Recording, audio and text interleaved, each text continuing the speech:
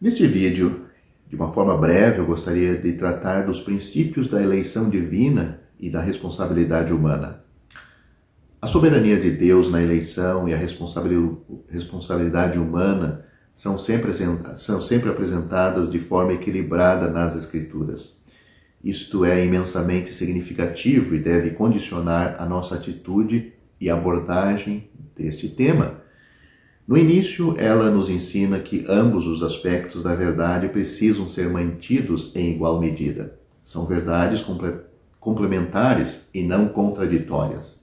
Se um dos aspectos da verdade é enfatizada de uma forma que falha em dar reconhecimento à outra ou ao outro, então isto é contrário à forma equilibrada com que é apresentado nas Escrituras.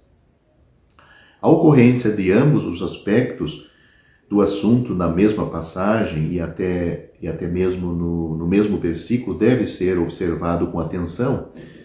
Por exemplo, em João capítulo 6, o Senhor Jesus disse aos judeus: todo o que o Pai me dá virá a mim, e o que vem a mim, de maneira nenhuma o lançarei fora.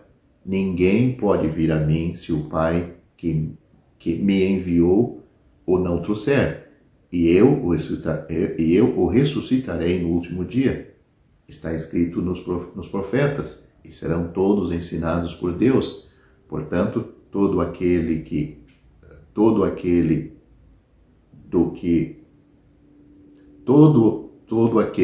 do Pai ouviu e aprendeu, vem a mim. Você pode ler na sua própria Bíblia esses versículos, está em João capítulo 6, versículo 37, versículo 45 e o 44 e o 45. São 3 versículos que eu citei aqui.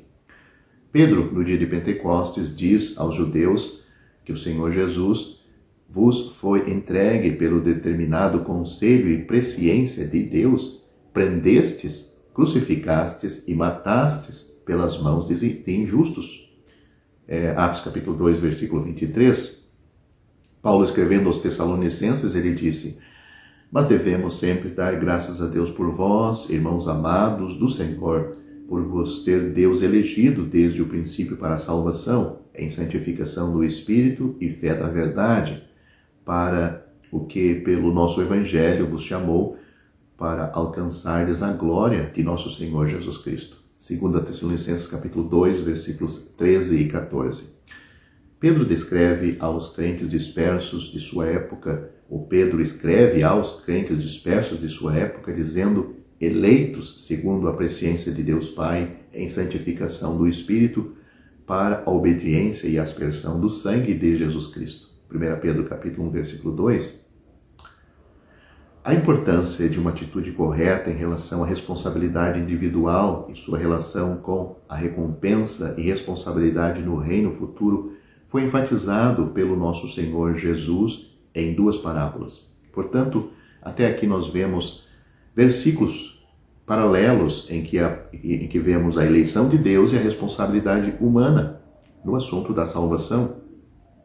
Agora, em relação à responsabilidade do indivíduo, do crente, em relação com a recompensa e responsabilidade no reino, este assunto foi enfatizado pelo Senhor Jesus em 2 parábolas.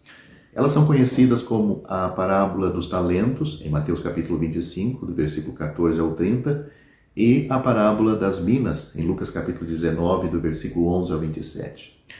A parábola das minas está mais preocupada com a responsabilidade individual, porque cada um dos 10 servos recebeu a mesma quantia, de modo que cada um tinha a mesma responsabilidade de usar a mina com sabedoria e fidelidade durante a ausência do nobre. Eu vou ler um pequeno trecho desta passagem. Disse, pois, certo homem nobre partiu para uma terra remota, a fim de tomar para si um reino e voltar depois. E chamando 10 servos seus, deu-lhes 10 minas, e disse-lhes: negociai até que eu venha. Lucas capítulo 19, versículos 12 e 13. 10 é o número da responsabilidade humana, o número dos 10 mandamentos. A ênfase está em ser fiel no que é relativamente... A ênfase está em ser fiel no que é relativamente pouca responsabilidade e a recompensa é proporcional ao fiel cumprimento da responsabilidade em pequenas questões. A parábola dos talentos começa com quantidade desiguais. A um deu 5 talentos, a outro 2 e a outro 1. A ênfase está sobre várias habilidades individuais. Isso está em Mateus capítulo 25, versículo 15. A recompensa é pela fidelidade e é a mesma tanto para o servo com 5 talentos quanto para o servo com 2 talentos. Ambos ganharam a mesma quantidade de talentos que receberam e o servo com menor habilidade foi considerado tão fiel no exercício de seu dom quanto o servo com maior habilidade. A recompensa para ambos é ouvir seu senhor dizer: muito bem, servo bom e fiel. Foste fiel no pouco, sobre o muito te colocarei. Entra no gozo do teu senhor. Em ambas as parábolas há um servo que falhou em usar seu talento ou cumprir sua responsabilidade. Se o servo com maior habilidade deve estar preparado para ver um servo com menor habilidade receber a mesma recompensa que ele, o servo com pouca habilidade deve estar preparado para reconhecer que corre o risco de deixar de fazer o que é capaz de fazer e que é responsável por fazer. Em ambas as parábolas, a ênfase está em se ocupar até que eu venha e servir em vista da eminência da volta do Mestre e do estabelecimento do reino. Essas parábolas têm uma aplicação prática para o futuro dos salvos quando comparecermos ante o tribunal de Cristo, para que cada um receba segundo o que tiver feito por meio do corpo, ou bem ou mal. Isto nós temos sobre este assunto em 2 Coríntios, capítulo 5, versículo 10. Os assuntos que serão considerados e nos quais temos responsabilidade incluem, primeiro, nossas relações com nossos irmãos e a medida em que temos procurado seguir as coisas que contribuem para a paz e as coisas pelos quais uns podem edificar os outros. Romanos capítulo 14, versículos 1 até o capítulo 15, versículo 7. O segundo ponto é a qualidade do material. O segundo ponto que vai ser avaliado é a qualidade do material na nossa contribuição para a edificação da Assembleia Local, os métodos que usamos e os motivos que nos inspiraram. Terceiro ponto que deve ser avaliado é os presbíteros ou os anciãos, que são mordomos de Deus e devem prestar contas de sua mordomia. Requer-se dos mordomos que este homem seja achado fiel. Eles são o elemento responsável a quem se dirigem as cartas às 7 igrejas da Ásia no Apocalipse. Em Apocalipse capítulo 2 e capítulo 3, os anciãos são responsáveis perante o Senhor pela manutenção do testemunho da Assembleia Local. Eles são responsáveis por questões de disciplina e, se for necessário, expulsarem da comunhão da igreja local ou da Assembleia Local aquele que pecou. Nós temos exemplo disso em 1 Coríntios capítulo 5. Eles não são responsáveis perante uma igreja central ou sede ou por outras assembleias locais, a menos que assuntos de disciplina em outras assembleias os afetem por meio de visitas entre assembleias locais. O livro de Atos, há vários exemplos em que a verdade da soberania divina na eleição e a responsabilidade humana são enfatizadas. Há uma passagem em Atos capítulo 17, versículos 11 e 12, que se destaca pela ênfase colocada na responsabilidade humana. Paulo e Silas saíram de Tessalônica e foram a Bereia. E é dito que eles, chegando lá, foram à sinagoga dos judeus.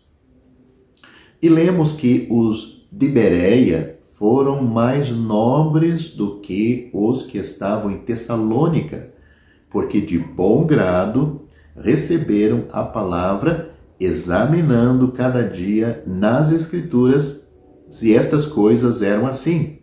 De sorte que creram muitos deles, e também mulheres gregas da classe nobre, e não poucos homens. É interessante o que temos registrado aqui. A fé dos nobres bereanos é atribuída ao fato de terem recebido a palavra de Deus na salvação, como resultado de sua pesquisa diária das Escrituras. Nós lemos assim: mas estes judeus não salvos em Bereia eram mais nobres do que aqueles em Tessalônica, pois receberam a palavra com toda a prontidão da mente e examinaram as Escrituras diariamente se essas coisas eram assim.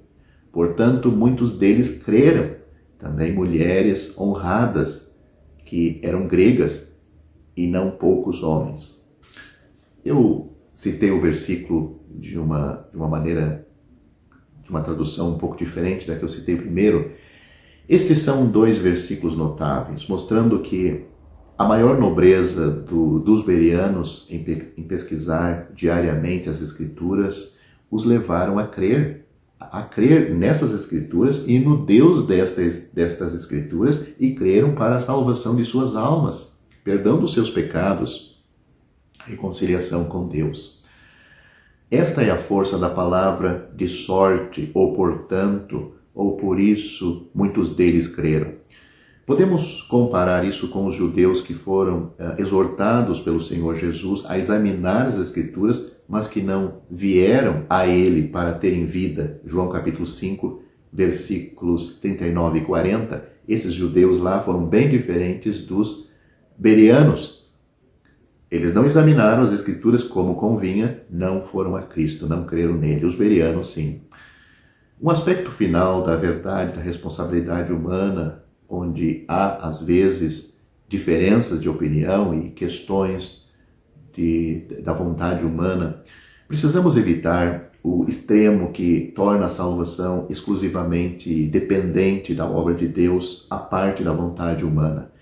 E o outro extremo que torna totalmente dependente do exercício da vontade humana, deixando Deus quase que obrigado a salvar aquele pecador. A salvação é uma obra de Deus do começo ao fim, mas há um ponto em que uma responsabilidade a ela é necessária da parte do pecador para que seja eficaz.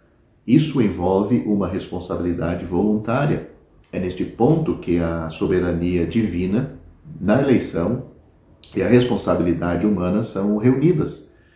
Existem versículos que ensinam claramente a verdade da responsabilidade humana e mostra que ela exige o exercício da vontade humana em resposta à obra de Deus para a salvação daquele pecador. O Senhor Jesus disse: não quereis vir a mim para terdes vida? João capítulo 5, versículos 39 e 40. Ele estava fazendo uma afirmação: vocês não querem vir a mim para terdes vida, vida eterna. Em Atos capítulo 17, Paulo pregou: mas Deus, não tendo em conta os tempos da ignorância, anuncia agora a todos os homens em todo lugar que se arrependam, porquanto tem determinado um dia em que com justiça há de julgar o mundo, por meio do homem que determinou. Ressuscitando dos mortos, falando do Senhor Jesus, Atos capítulo 17, versículos 30 e 31. Deus não ordena que os homens façam o que eles são incapazes de fazer, mas o que eles são responsáveis por fazer. Se um homem ou uma mulher é incapaz de responder ao mandamento de Deus para se arrepender, isso tiraria sua responsabilidade ou os tornaria culpados pelo que não são responsáveis. O arrependimento como uma obra de Deus a qual o pecador responde é encontrada em Atos capítulo 11, versículos 18 e 19. Então Deus também concedeu aos gentios o arrependimento para a vida. Deus, com a sua destra, elevou Jesus a príncipe salvador para dar a Israel o arrependimento e a remissão dos pecados. Esse segundo versículo está em Atos capítulo 5, versículo 31, e o outro, como já disse, está em Atos capítulo 11, versículos 18 e 19. Mais um versículo. O Senhor não retarda a sua promessa, ainda que alguns a tenham por tardia, mas é longânimo para conosco, não querendo que alguns se percam, senão que todos venham a arrepender-se. 2 Pedro capítulo 3, versículo 19. Possivelmente um dos exemplos mais claros da responsabilidade humana é da necessidade de uma resposta voluntária ao convite de Deus. Um exemplo disto se encontra em Apocalipse capítulo 22, versículo 17, que diz assim: E o Espírito e a noiva dizem, vem. E quem ouve, diga, vem. E que venha aquele que tem sede. E quem quiser, beba de graça da água da vida, de graça, de uma forma gratuita. Aquele que dá testemunho destas coisas diz, certamente venho sem demora. Ora, vem, Senhor Jesus. Portanto, o Espírito e a Igreja estão convidando o pecador que venha. E está dizendo para aquele que tem sede que ele venha e que ele beba de graça da água da vida. E, no entanto, finaliza dizendo o Senhor Jesus que ele vem sem demora. E a Igreja responde, ora, vem, Senhor Jesus.